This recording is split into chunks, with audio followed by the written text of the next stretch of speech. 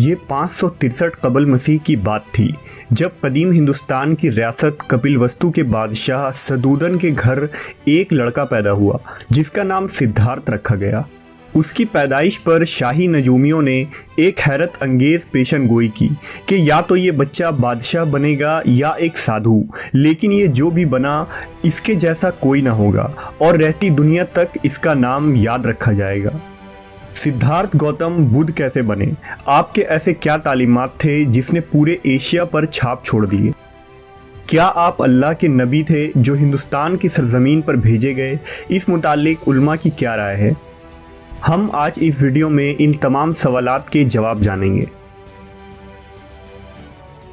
बादशाह सदूदन ने सिद्धार्थ को एक कामयाब बादशाह बनाने के लिए हर तरीके से तैयार किया। सिद्धार्थ को दुनिया के तमाम तर हकीकतों से दूर रखा गया।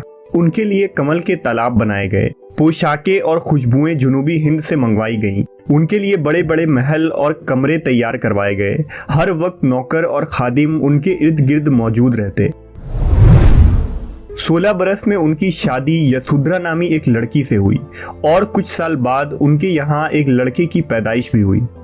सिद्धार्थ को अल्लाह ने एक नर्म दिल और हसास मिजाज अता किया था, इसलिए आहिस्ता आहिस्ता उन्हें दुनिया में रहने वाले लोगों के दुख दर्द का अंदाजा होने लगा और उन्हें ये बात समझ आने लगी कि ये दुनिया सिर्फ खुशी और आराम का नाम नहीं है बल्कि मसाइब और मुश्किलात की जगह भी है। एक दिन सिद्धार्थ ने एक ख्वाब देखा कि एक बूढ़ा जो चल फिर नहीं सकता वो सिद्धार्थ को आवाज़ देता है कि एक दिन तू भी इसी तरह बूढ़ा और बेबस हो जाएगा। फिर सिद्धार्थ ने देखा कि एक शख्स बीमार है और दर्द से चीख रहा है। वो बूढ़ा कहता है तू भी एक दिन इसी तरह दर्द से चीखेगा। फिर एक दिन सिद्धार्थ ने ख्वाब देखा कि एक मुर्दा ज़मीन पर पड़ा है और वही बूढ़ा आवाज़ देता है कि तू भी एक दिन इसी तरह मर जाएगा। इस ख्वाब ने सिद्धार्थ के दिलो दिमाग में एक इनकलाब बर्पा कर दिया। सिद्धार्थ अपने बीवी, बच्चे, महल और तमाम आराम व आराइश को छोड़कर सच्चाई के तलाश में निकल पड़े। जब सिद्धार्थ महल से निकले उस वक्त उनकी उम्र 29 साल थी। उन्होंने तमाम कीमती लिबास और जेवरात उतार दिए और फ़कीरों जैसे कपड़े पहनकर कई बरस तक एक जोगी की तरह इस फिक्र तलाश में फिरते रहे कि दुनिया के दुख, दर्द और बीमारियों से रिहाई कैसे मुमकिन हो सकती है। कुछ सालों तक सिद्धार्थ जोगियों और फ़कीरों से इल्म हासिल करते रहे, लेकिन उन्हें कोई तसल्ली बख्श जवाब न मिला। फिर वो सोचो फिक्र में डूब गए और जंगलों में चले गए। उन्होंने कई बरसों तक अपने जिस्म को तकलीफें पहुंचाई और भूखे भी रहे। आखिरकार सिद्धार्थ एक जंगली इंजीर के दरख्त के नीचे मुराकबे में बैठ गए और अहद किया कि जब तक उन्हें सही जवाब न मिलेगा वो इस दरख्त के नीचे से नहीं उठेंगे। सिद्धार्थ ने इस पूरी रात एक सोच में गुजारी। सुबह होते ही सिद्धार्थ को इरफान की रोशनी नजर आई और उन्हें अपने सवालों का जवाब मिल गया। वो सिद्धार्थ से सिद्धार्थ गौतम बुद्ध बन गए। दरअसल बुद्ध के माने हैं खुदा का आरिफ। यहीं से गौतम बुद्ध इंसानियत के लिए एक अजीम पैगाम लेकर निकल खड़े हुए। बुद्ध ने हिंदुस्तान के कई शहरों का सफ़र किया और लोगों को बुद्ध परस्ती को छोड़कर अमन, मोहब्बत और शांति की दावत दी।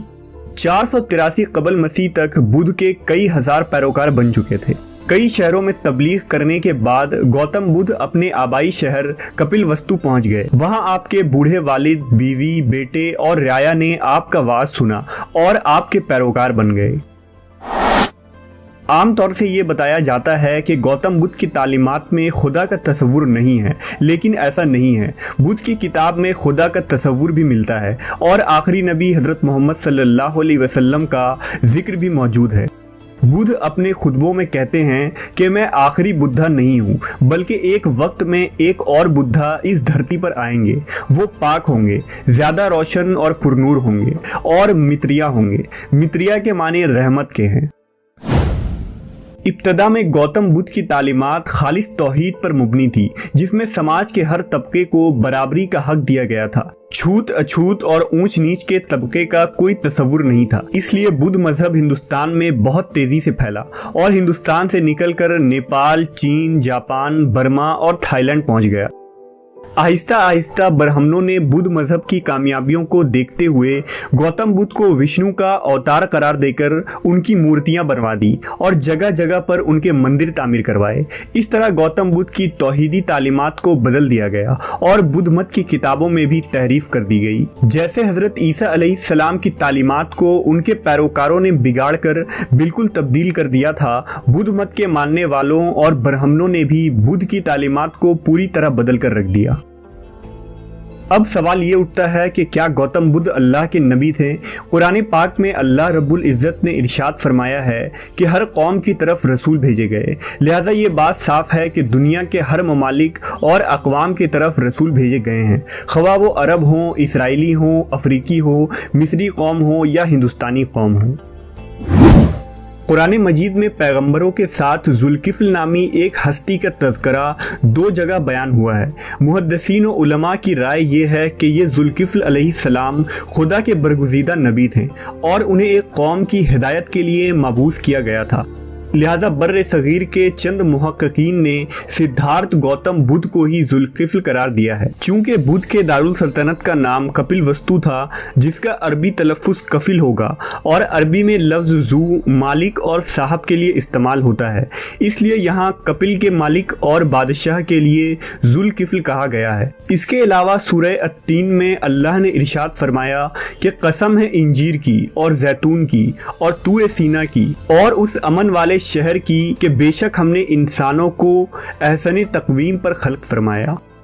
मुफस्सरीन इस आयत की तफसीर में लिखते हैं कि अक्सर उलमा इस बात पर मुत्तफ़िक हैं कि इस आयत में अमन वाले शहर से मुराद मक्का, कोह सीना से मुराद मूसा अलैहिस्सलाम से मंसूब सीनाई पहाड़ और जैतून से हज़रत ईसा अलैहिस्सलाम के जबल जैतून की तरफ इशारा है। और जहाँ तक इंजीर का ताल्लुक है तो इसका इशारा जंगली इंजीर के दरख्त की तरफ है, जहाँ गौतम बुद्ध को निर्वाण हासिल हुआ था। लेकिन ये तमाम बातें महज राय और अंदाज़ों पर मुबनी हैं। गौतम बुद्ध वाकई नबी थे या नहीं, सिवाय अल्लाह के और कोई नहीं जानता।